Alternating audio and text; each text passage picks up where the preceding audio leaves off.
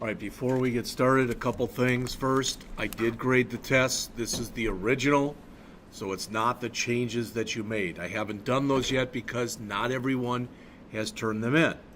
I said you will get some time today to work on that as well, and I'd like to have them in by the end of the period today. All right?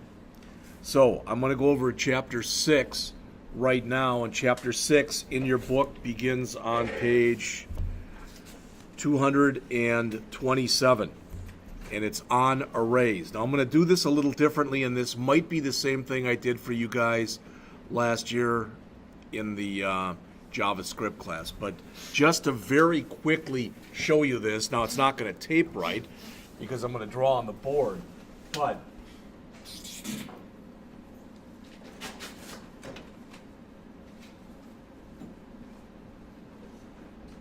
all right.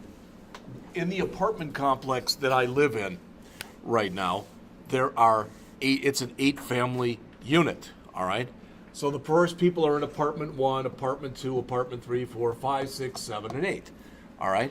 So let's pretend the address is 100 Main Street. So, if somebody wants to send me something and I'm in apartment 3, it would be 100 Main Street, apartment 3. Chances are pretty good if they put my name and stuff on it, even if they have the wrong apartment, I'll get it, all right? Well, imagine that instead of that, what we had in here with 8 of you, and I'm just making these up, they mean nothing. So 71, 83, 96, 100, 81, 57, 68, and 99. Imagine those were grades. All right, so let's say those are the grades that you got on your last tests. Okay? So I could sit there and I could make 8 variables. I could make, for instance, I could make Tony grade, let's say is equal to 71, and Jesse grade is equal to 83, etc. I could do that. Or I could come in and just say test 1 equals 83, test 2 equals, or I get 71, test 2 equals 83, etc. And do that for 8 of them. And there's absolutely nothing wrong with doing that. All right? Another way that I can do that, as opposed to having 8 different variables, is I can create one variable that has 8 compartments in it. And that's pretty much what an array is. So I can say tests bracket equal new int, I'm sorry, I have to say int test. Int tests bracket equals new int 8. Then if I want to, I can come in and I can say tests 0 equals 71, tests 1 equals 83, etc. And I can do that. What I'm trying to get to is the fact that when you work with an array, everything that we've worked with thus far, all the stuff we've worked with, are known as simple data values or elementary data values. Sometimes they're called scalar data values because they can only hold one thing at a time. All right, what we're getting into now are what are referred to as data structures. And they're collections of simple values. So they can hold more than one thing at a time. So this thing right here is an array called tests. It can only hold integers, and I'm saying here it can hold 8 of them. All right? I can do it just like this, and then I can go and set, put 8 of these in there. Or if I want to, I literally can. If I know the values ahead of time, I could have said int tests bracket equal, and then in curly braces, 71, 83, 96, 100, 81, 57, 68, 99. All right, and that's called initializing an array when you declare it. Sorry. Do you understand what I'm talking about here? The big thing, though, is when you work with an array, it's kind of like a super variable that holds a bunch of different stuff. All right? So kind of keep that in mind as we get started here. We're going to go over this, and then we're going to write a program, and hopefully you'll be impressed, not with my program writing ability, but with the simplicity of the program And with the fact that as simple as it is, that it does a hell of a lot.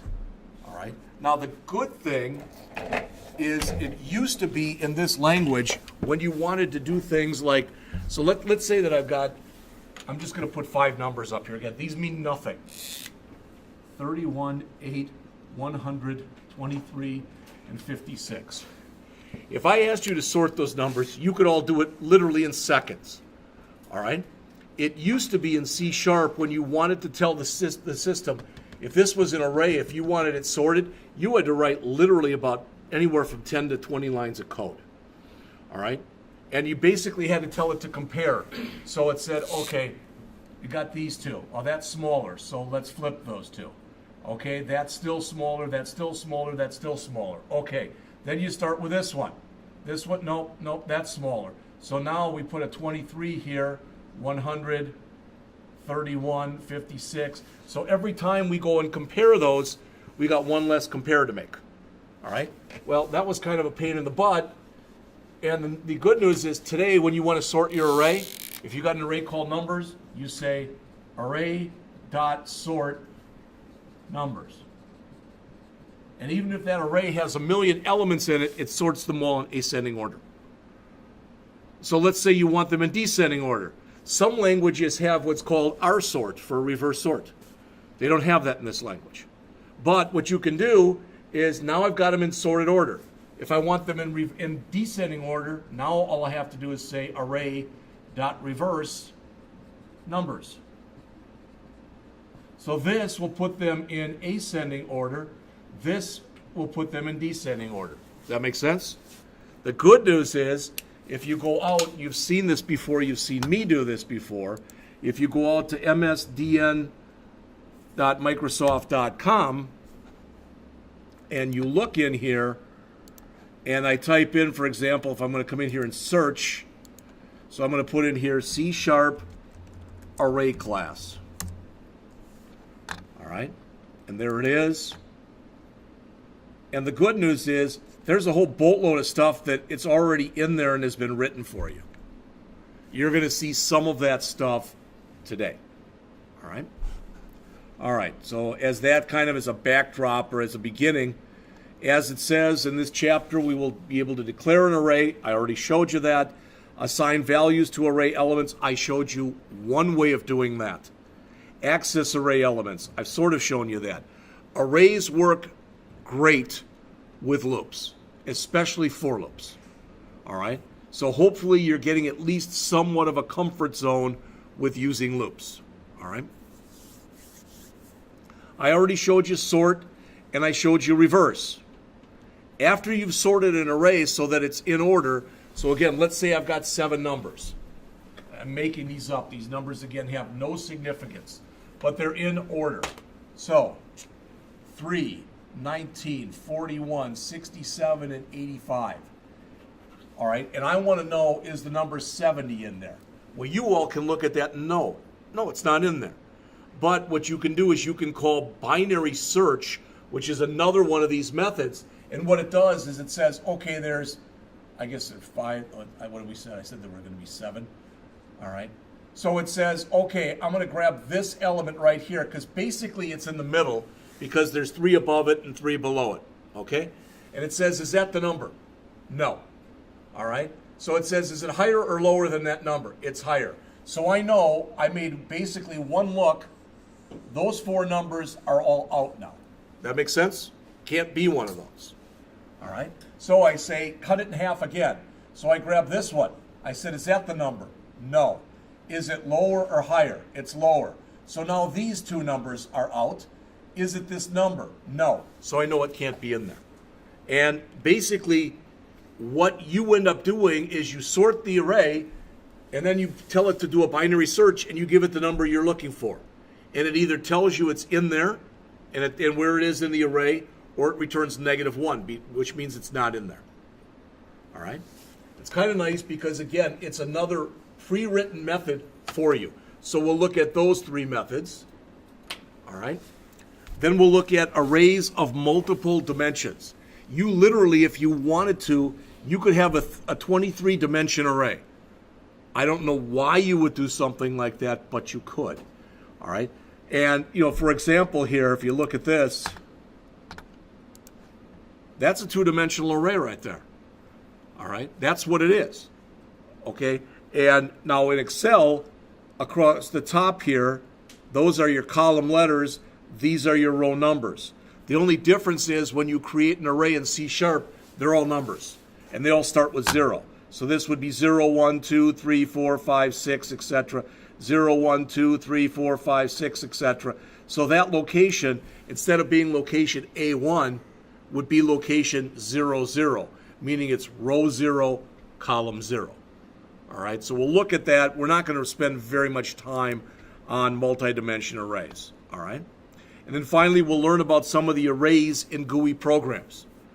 Okay, by and large, hopefully what you're seeing in the first few chapters here is it's much easier. For instance, in that guessing game program, I said that if you were going to do the guessing game program and you were going to do it in a console, put it into a loop to let the user play forever, right? You really can't do that in a GUI program.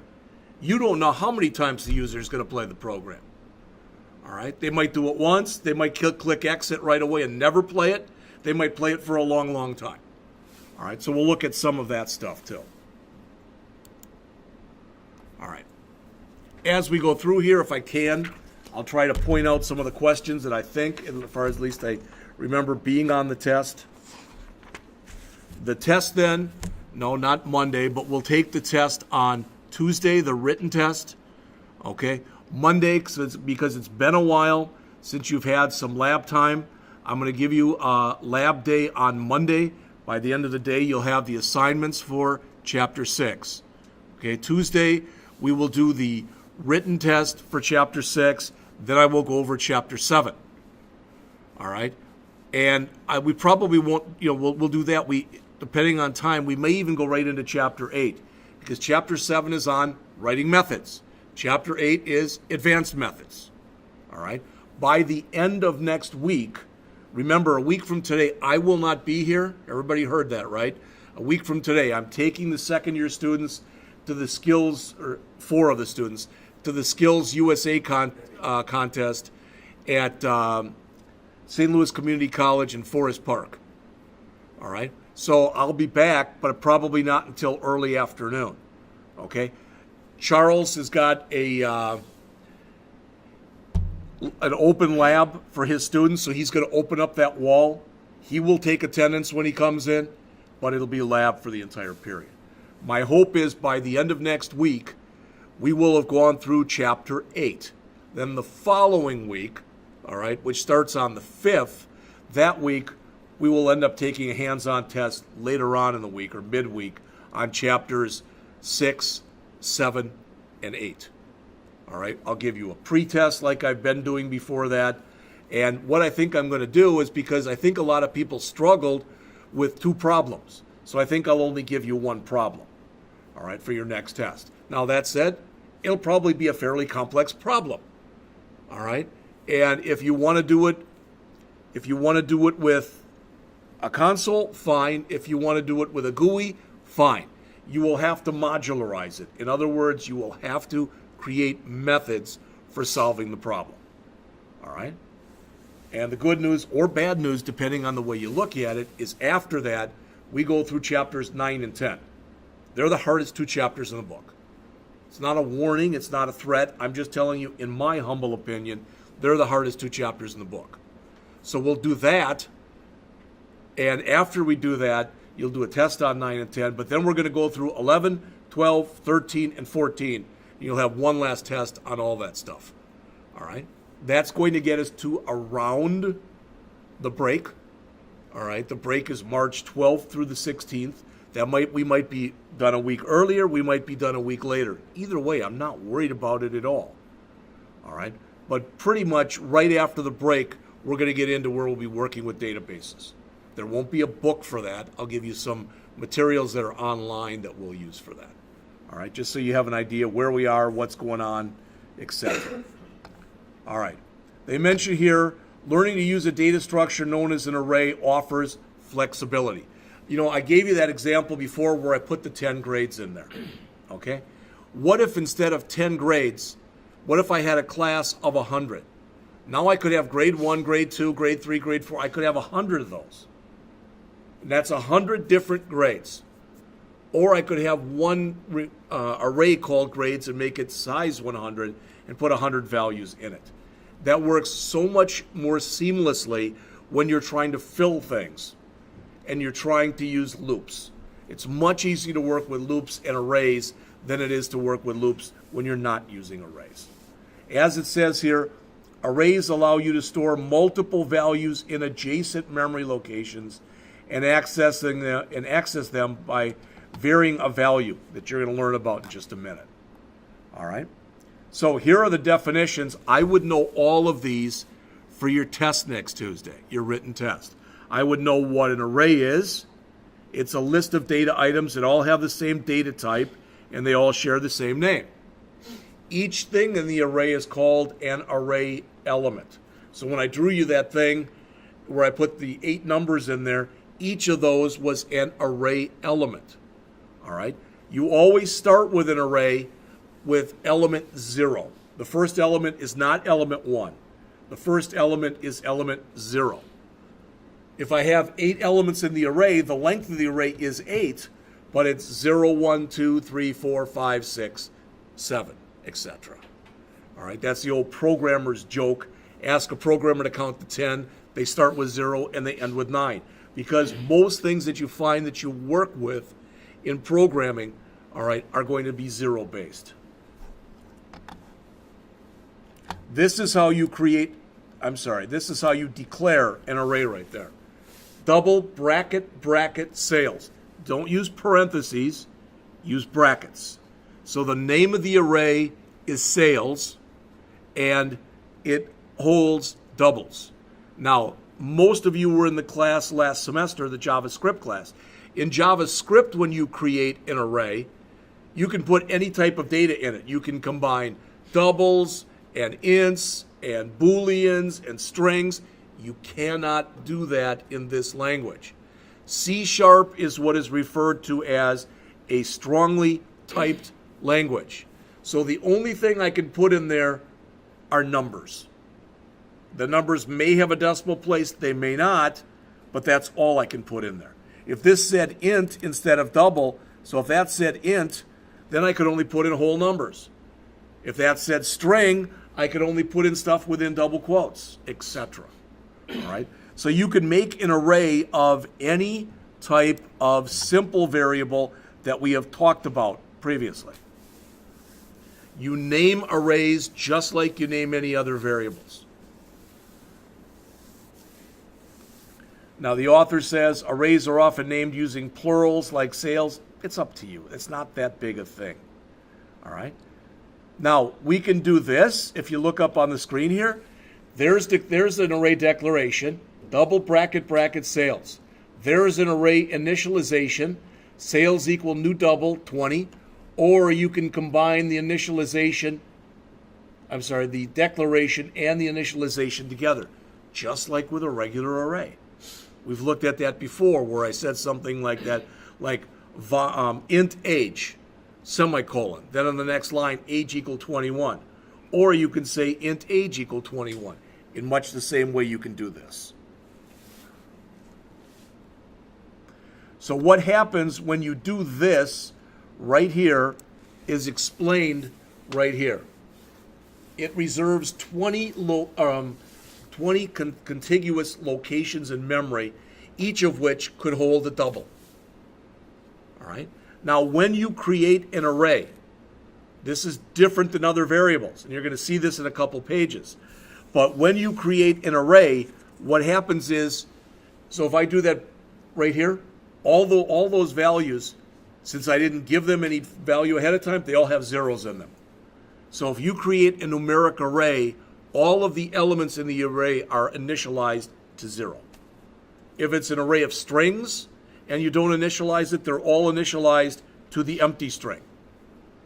All right. If it's an array of booleans and you don't initialize it, they're all false. So the system does some work to try to make your life a little bit easier for you.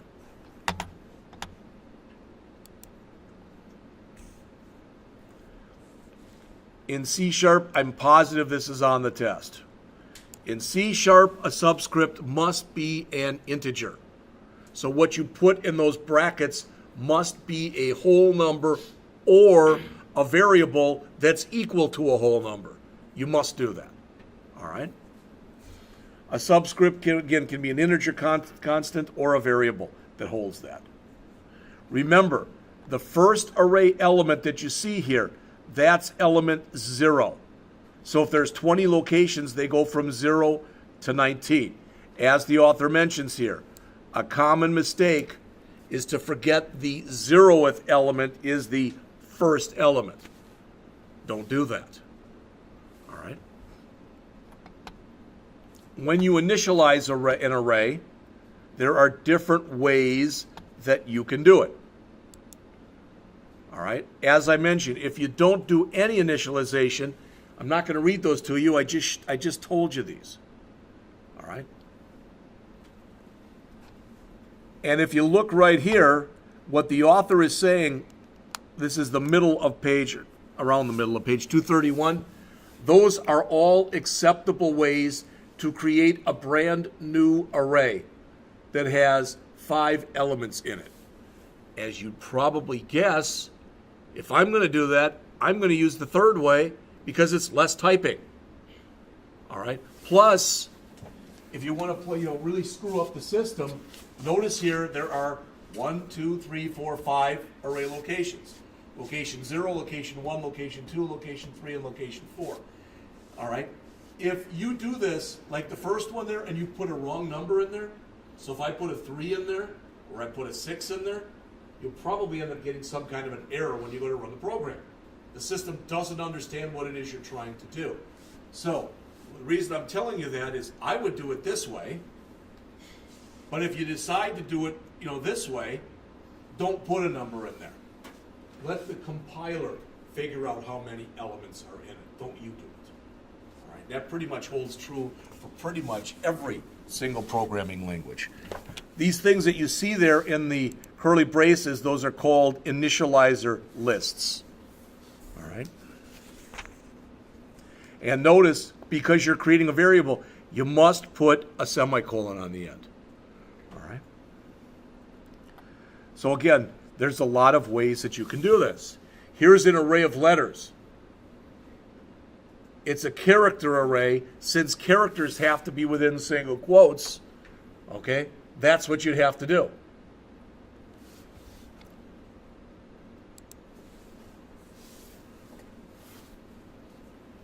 The author mentions on the top of page 232, you can also access a single character in a string using a subscript. We're not even going to get into that. That's fine.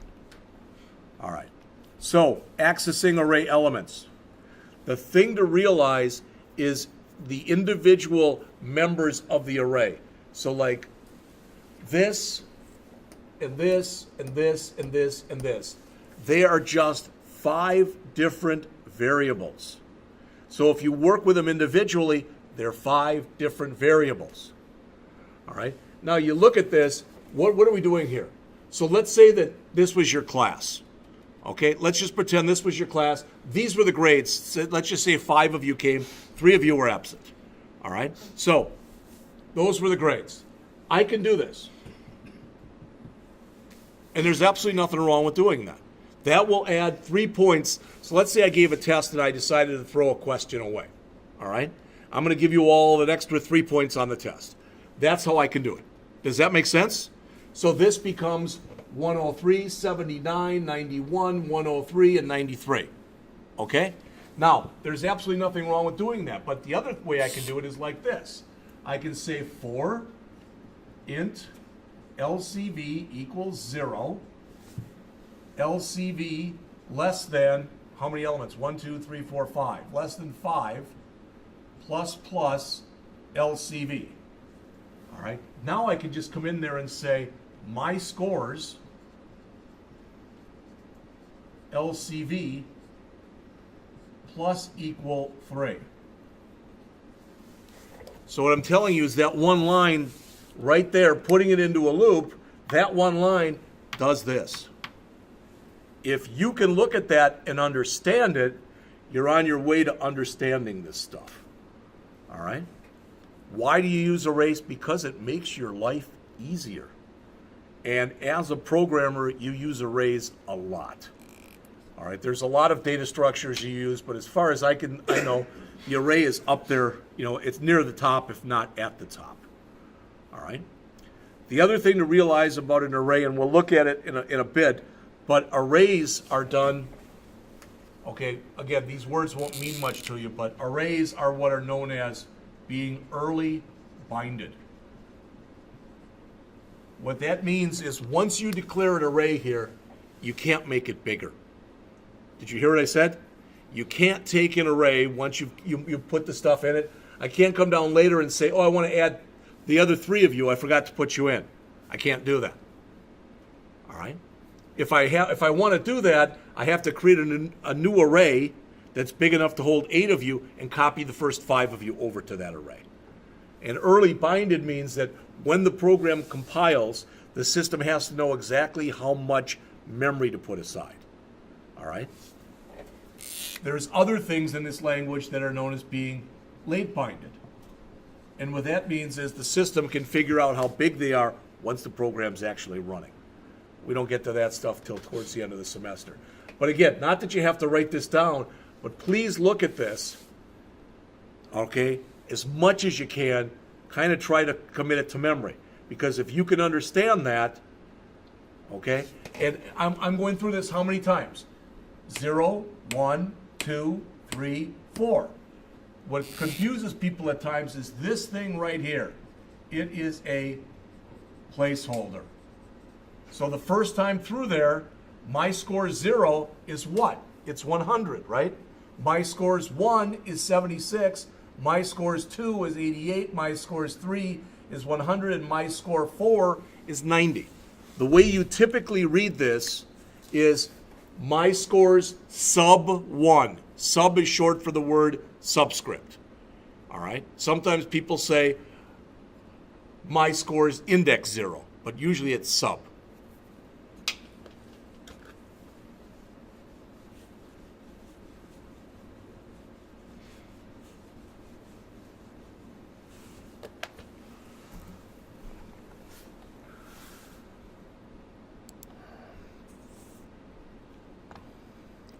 And the author says, if you're going to go and treat your arrays like we just looked at, one at a time, it's just like any other variable. But you can put it into a loop. All right? So you could use the while loop. I just did this for you with the for loop. You could also do it with a while loop or a do while loop. Most of the time when people access arrays using loops, most of the time they use a for loop. Because remember, a for loop is a counting loop. So you know exactly how many times you're going through something. All right? All right. Arrays have a lot of things. One of the things that arrays has is what's called a length property. So if you remember, I just did something like this for you. Not the exact thing, but I did something like that for you. What I'm saying is, there are 1, 2, 3, 4, 5 elements in there. They are element 0, element 1, element 2, element 3, and element 4. But there are 5 of these. So we said less than 5. Right there. If we don't want to say less than 5, we can also say instead of sub less than 5, you can say sub less than the name of the array, which is my scores, dot length. All right? That way you let the computer figure out how many are in there. Because instead of saying less than 5, if you accidentally put in 15 or whatever, you could end up blowing up your program. Not hard at all to do with array programs. So that's what's called the length property. All arrays have a length property. So they show an example of doing the same thing right there. When you use it, it has to be an uppercase L. All right? It's confusing because when you get to Java, it's a lowercase l and you need parentheses. Because here it's a property, like you put in your properties window, like you've done back color and stuff like that. All right, but in Java, it's a method, which is like a function. All right, there's also a shortcut for working with arrays. If you look at this right here, some people find this really confusing, but if we look up on the screen right here and you look at this example, it's near the bottom of page 234. Okay?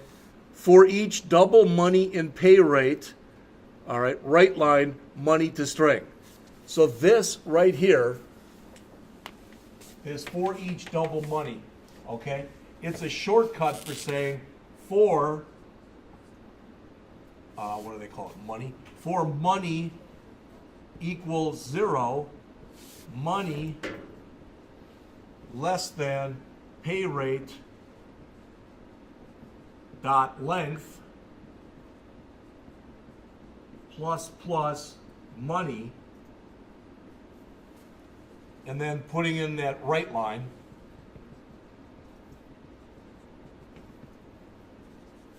So putting this in, it's more typing than this is. You never have to use a for each. If you use a for each, you can only use them with certain things, and an array is one of them.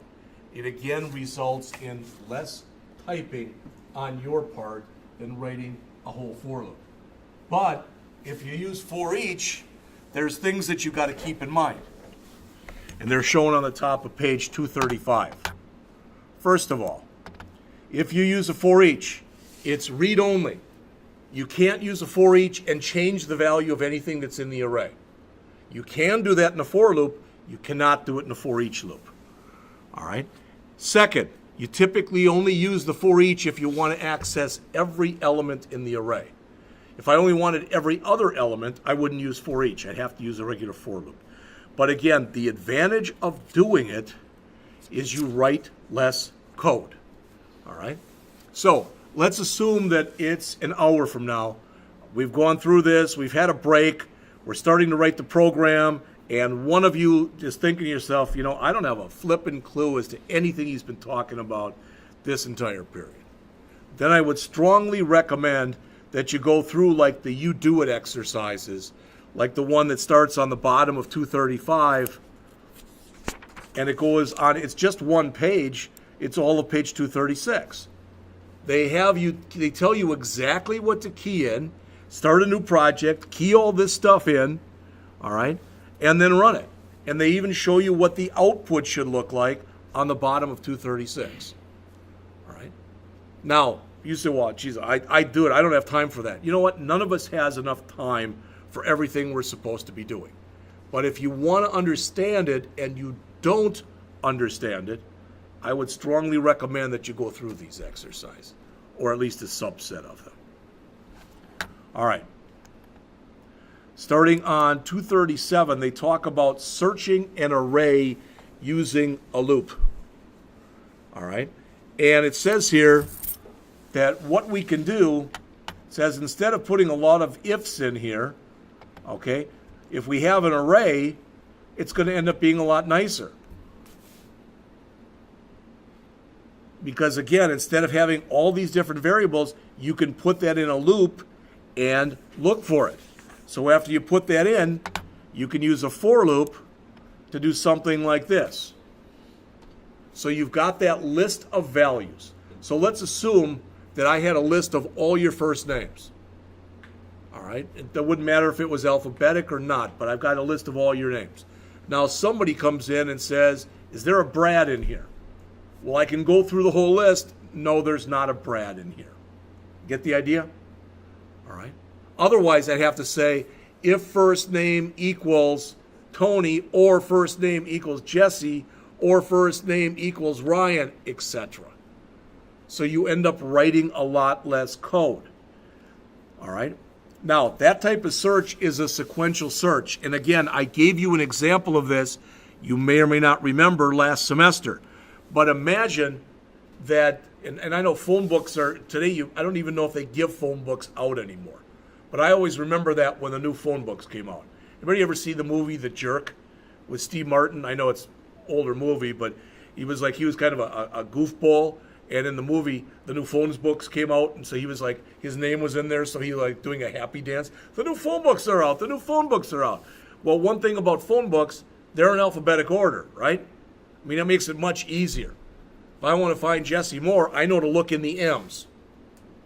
Okay, and I know that if I go through the M's and there's no Jesse Moore in there, either he doesn't have a landline, or it's under his parents' name, or whatever. But imagine that the phone book was not in alphabetic order, and there's 50,000 names. In the best case, Jesse Moore is the first name that's there. In the worst case, I go through all 50,000 names, and he's not there. So when you do that, that's called a sequential search. You start at the top, and you keep going until you either reach the end of your list, or you find what you're looking for. So if I've got 50,000 values, on average, I've got to search 25,000. You have to search half the list on average.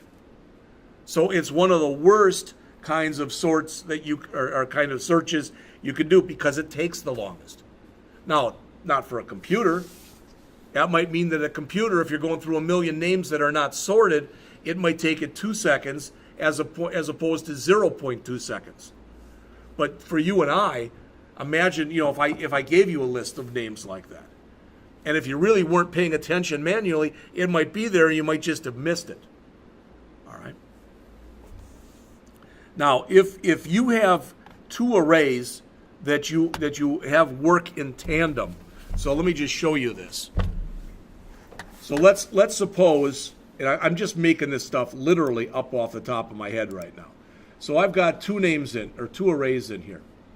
All right. So I'm going to put in here string, bracket, bracket, first names equals new string, and I'll just give it a number. I'm going to say there's going to be 25 people. All right. And then I make another one right after it, but I call it last names. And I don't think that's a bad assumption to make that if I've got 25 first names, I'll have 25 last names. Does that make sense? All right. So I can come in here and I can say for int LCV equals 0, LCV less than first names dot length plus plus LCV, and I can come in here and do this. I can say write enter first name.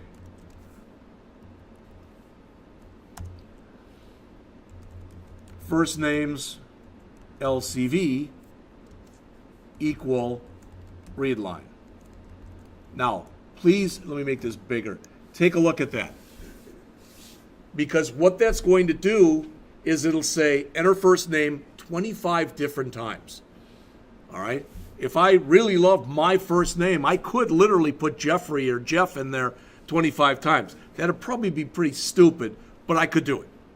Okay? So, when I get done, now I could do this.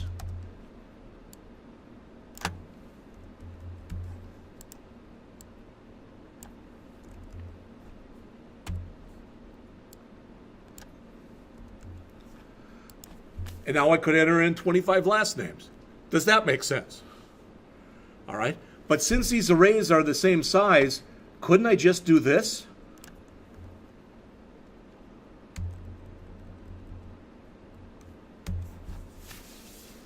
Now I would say enter a first name, then I'd say enter a last name. Jeff, Scott, Jesse, Moore, etc. Does that make sense? Since these arrays, they don't have to be the same type. I could have another array in here. I could say double bracket bracket salary equal new double 25. I could do that. They're all the same size though, even if they're not the same type. So now I could come in here and I could say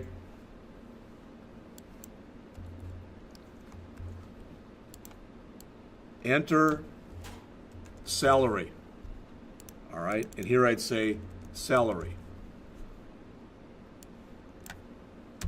you get my point here? That as long as the arrays are the same size, they don't have to be of the same type. I can combine them. These arrays, since they're all of the same size and I'm using them all in parallel, they're referred to as, there's a surprise, parallel arrays. So I could have done this as 3 different for loops, but I thought, why not just do it as one? It just makes sense to do that. All right? And this would work if there were even, now that'd take me a while to type in 22,225 first names, last names, and salaries, but the program would do it. And if you look on here, you might say, wow, you put first names dot length. Does it have to be that? Since they're all the same size, I could have used any one of these. I could have said salary, and it would have been just fine. All right, but those are what are referred to as parallel arrays.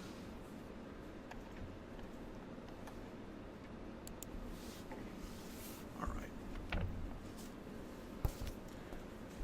There is an example on page 239, and it's shown right here. What they have is they have an array called valid values and another array called prices. All right? And what they're doing is they're basically saying they're the same size. So if you enter in this, maybe that's a product number, it gives you this, which is the product price. All right? Things like that are typically referred to as being a lookup array. Okay? For instance, if I had a list of state names that were abbreviations and I put in MO, it would come back with Missouri. That's a lookup type of table. And a lot of the stuff that you end up doing are, they are lookups. All right. The problem with this is, just so you know, let's suppose that, it says in here, I come in here and it says, please enter an item.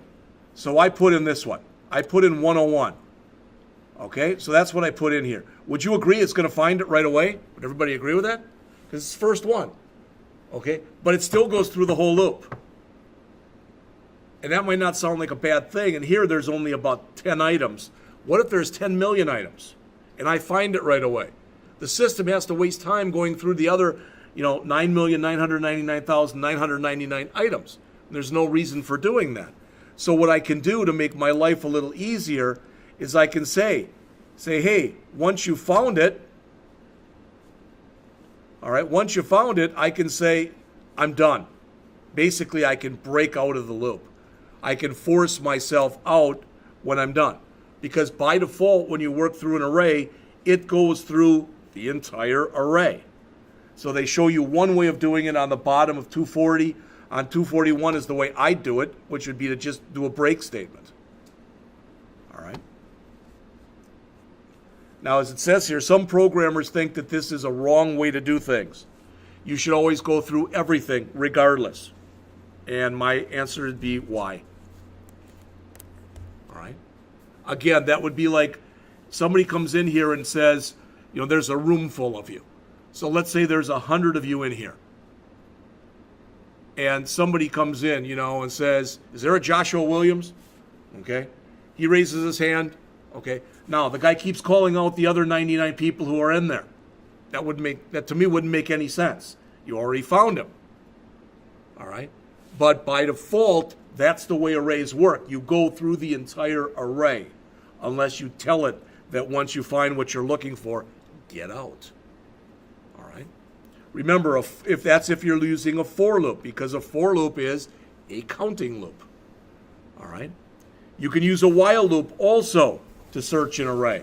And they show you how you would do that on page 242 in the book. It's right here. You can also use a do while loop in an array. That's fine. All right. So on page 243, they talk about searching and how that's not an exact match. All right.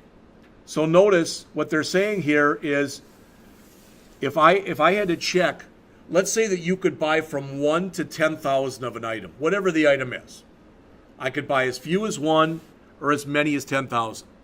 If I had to check each one of those, I would have to make 10,000 checks. But I could put ranges in too, okay, if I wanted to. Now I could say, for example, who ordered one. You know, a lot of times this is how this is used. So if you just buy a few, you get no discount. The more you buy, the bigger the discount. You're all smart people in here. You all realize that's why a place like Walmart or a Costco or one of the, Sam's Club, that's why they've got pallets full of stuff, because they buy them in such bulk. They get big discounts on them. That's why they can, you're going to pay less for that. If I was going over to Barnes and Noble and I was going to buy a book, or let's say they didn't have it and I had to order it, and let's say it was $50, and I said, well, I want 100 of them. Chances are pretty good they're going to give me a price break. All right, because I'm ordering that many. That's what they're talking about right here. Typically, that's referred to as a range match. All right, so you have to determine. So these would be your breakpoints. That would be 1 to 12. That would be 13 to 49. That would be 50 to 99. That would be 100 to 199. And that would be 200 or more. Okay? All right. We've got about 15 pages left in the chapter. It's pretty dry stuff, I realize. So why don't we take a break right now at 8:55? Let's just take 10 minutes, come back at 9:05. We'll finish the chapter. We will go over the review at the end of the chapter. Then we'll do the test review. All right? So again, about 10 minutes, please.